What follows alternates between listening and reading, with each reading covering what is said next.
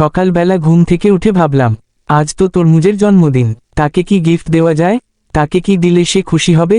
আসলে তার নাম তরমুজ না, তার নাম মিম। তবে সে একটু মোটা, তাই আমি ভালোবেসে তাকে তরমুজ বলে ডাকি। মানুষ তো ভালোবাসার মানুষটাকে কত কিছুই বলে ডাকে, আমি শুধু তাকে তরমুজ বলেই ডাকি। তবে কি গিফট দেওয়া যায়? ভাবতে ভাবতে মার্কেটে চলে গেলাম।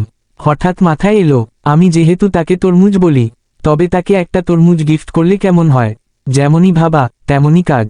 আমি একটা ফলের দোকানে গেলাম।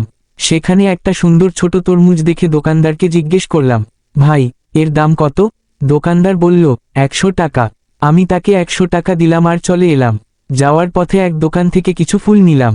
তারপর মিমের বাড়ির সামনে গিয়ে মিমকে ফোন দিলাম। তাকে বাইরে আসতে বললাম। সে আমার কথা শুনে বাইরে এলো। আমি তাকে ফুল দিয়ে বললাম, শুভ জন্মদিন। তারপর তরমুজটা দেখিয়ে বললাম, এই নাও তোমার জন্মদিনের গিফট। সে কেন জানি না একটু লজ্জা পেল, আর মিষ্টি হেসে বলল, ধুর, পাগলা।